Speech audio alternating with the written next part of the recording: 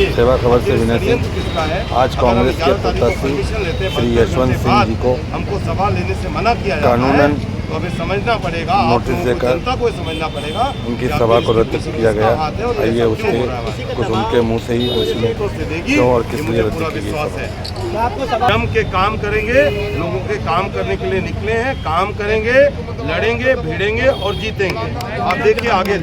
और जनता की हम अदालत में जा रहे हैं। अब जनता तय करेगी कि अगर इस तरह का कार्यक्रम है, तानाशाही लोग अगर कैंसिल कर सकते हैं तो अब जनता ही इनको कैंसिल करने का परचम लहराने वाली है 20 नवंबर के दिन। आज की जो सभा होनी थी, जो आने वाले थे यहाँ पे कंधा मिलाकर चल रही है, वो समझ रही है कि अब आगे आने वाला समय 20 नवंबर को हम क्या जवाब देने जा रहे हैं कि जनता जानती है। मैं जनता की अदालत में जाऊँगा, मैं उनसे अपनी बातें कह रहा हूँ, मैं और अपनी बातें कहते रहूँगा। मुझे कोई ताकत, जो मेरा मूलभूत सैद्धांतिक नियम कानून को पालने वाले लोग हैं, हम चाहते तो इसके बाद भी हम सभा कर सकते थे, लेकिन हम लोग नियम कानून को मानते हैं। इसके लिए हमने इस सभा को इनके बोलने के कारण हमने आज कैंसिल की है, लेकिन इससे भी बड़ी सभा आपको बहुत जल्द देखने को मिलेगी।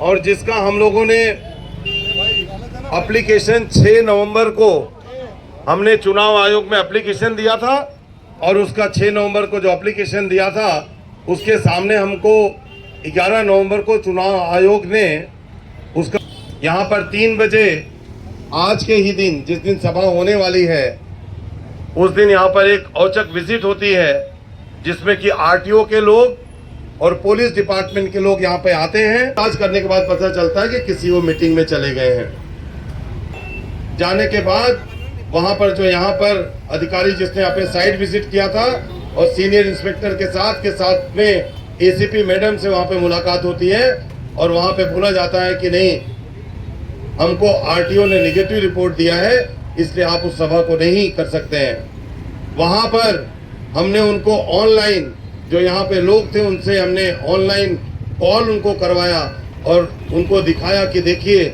हम रोड को ब्लॉक नहीं कर रहे हैं और कोई भी प्रॉब्लम नहीं आएगी, हम उसकी पूरी जिम्मेदारी ले रहे हैं। सेंट्रल लीडरशिप से लोग आ रहे हैं, इमरान प्रतापगढ़ी जी, भाई जगताप जी, चंद्रकांत त्रिपाठी जी, और उनके साथ में काफी वक्ता हमारे पास आने वाले हैं। आज 14 तारीख है, हमारे पास प्रचार के लिए अभी से केवल 4 दिन बचे हुए हैं, और ये जो सभा थी ये हमारे लिए, आप सभी लोगों के लिए, हम सभी लोगों के लिए बहुत ही महत्वपूर्ण सभा थी। दोस्तों, आखिर इस सभा को किसके प्रेशर में कैंसिल किया गया? इस सभा को कैंसिल करने के पीछे का उद्देश्य क्या है? चुनाव आयोग के ऊपर किसका प्रेशर है? पुलिस स्टेशन और आरटीओ के ऊपर किसका प्रेशर है कि यहाँ की जनता और हम डिपार्टमेंट से सवाल पूछ रहे हैं? मैं अब आप लोगों के दरबार में आया हूँ, मैं जनता के दरबार में आया हूँ। अब आप इसको तय करिए। ये हमारे हमारे जो मूलभूत सिद्धांत हैं, जो हमको नहीं डरना है, हमको और मजबूती के साथ खड़ा रहना है, और आगे हो रहा है इसका जवाब देने का दिन और समय 20 नवंबर होना चाहिए। दोस्तों, 20 नवंबर होना चाहिए। ये बहुत कोशिश करेंगे, हमको और रोकने की कोशिश करेंगे, हमको एकदम नहीं रुकना है, हमको डट कर एक साथ में एकजुट कर लड़ना है, भिड़ना है और जीतना है। हम आपसे ये वादा करने आए हैं कि ये एक सभा अगर कैंसिल करेंगे तो हम आप लोगों के बीच में आकर, आप लोगों के दरवाजे पे आकर हम साथ रहेंगे, साथ चलेंगे, और भी लोगों को बताएंगे कि आखिर इनके ऊपर किसका दबाव है, कौन इनके ऊपर दबाव मेंटेन कर रहा है। यहाँ पे ये जो डिपार्टमेंट है, आखिर ये जब 11 तारीख को अगर परमिशन देता है तो 12 तारीख को ही या 13 तारीख को इन्होंने साइट विजिट क्यों नहीं करवाया? इन्होंने पुलिस को या आरटीओ को इन्होंने 11 या 12 तारीख या 13 तारीख को क्यों नहीं भेजा? ये 2 घंटे पहले अगर कार्यक्रम में सभी इतनी बड़ी संख्या में यहाँ पर आए, और हमने बहुत सारे लोगों को फोन करके जो ग्रुप में आने वाले थे उनको हमने मना किया कि नहीं, आप मत आइए, क्योंकि हमारी ये सभा को कैंसिल किया जा रहा है। यहाँ पर सब बंदोबस्त होने के बावजूद भी हम सभा नहीं ले पा रहे हैं, लेकिन यहाँ पर आप इस सभा में उपस्थित रहे। मैं आप सभी लोगों का बहुत बहुत शुक्रगुजार हूँ। जिस तरह आप लोगों का ये आशीर्वाद जिस तरह आप लोगों का ये समर्थन, जिस तरह आप लोगों का ये साथ मुझे मिल रहा है, मुझे पूरी आशा है कि आने वाले समय में मैं आप लोगों के साथ में रहकर आपकी सेवा करने के लिए कृतबद्ध हूँ और आपकी सेवा करने का मौका आप मुझे जरूर देंगे, ये मुझे पूरी आशा है। दोस्तों,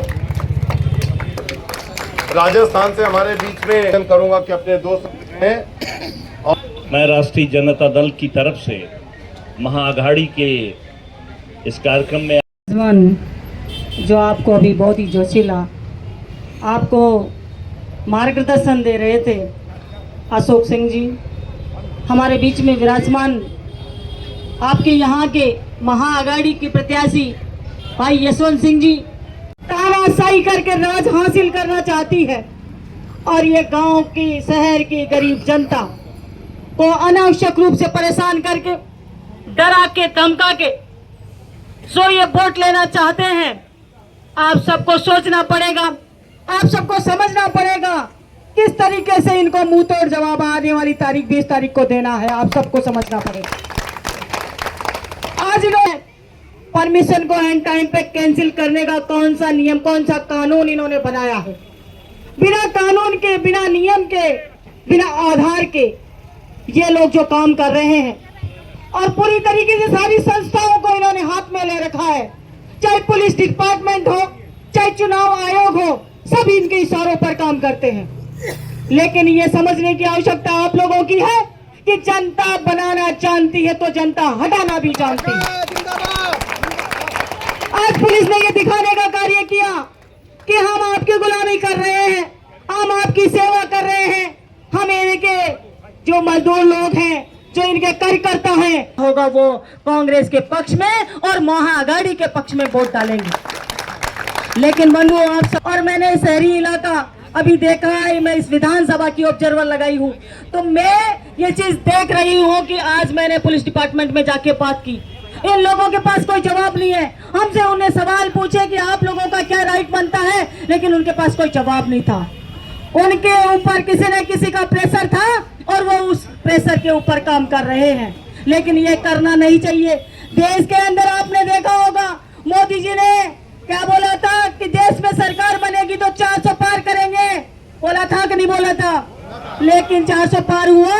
उनके अंदर इतना घमंड है कि हम लोग जो चाहते हैं, टांग पे खड़ी हुई है इसके अंदर की सरकार। आप सब लोगों को ध्यान रखने की आवश्यकता है और इनको जब तक आप लोग मुंह तोड़ जवाब नहीं देंगे, जब तक ये लोग जनता का, गरीब लोगों का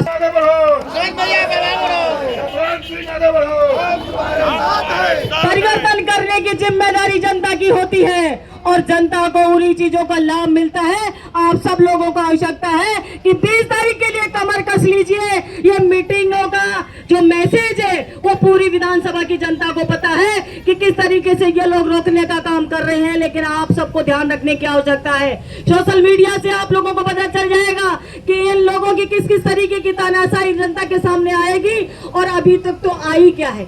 अभी तक तो 5 दिन जो दिन बचे हैं, उन दिनों के अंदर आप लोग देखना, आप लोग जब तक मजबूती के साथ खड़े नहीं रहेंगे, जब तक सड़कों पर नहीं आएंगे,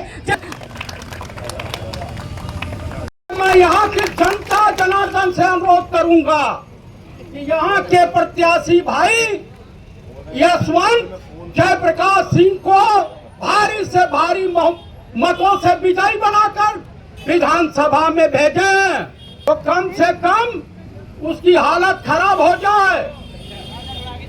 कुल मिलाकर के इससे ज्यादा कुछ कहने की जरूरत नहीं है।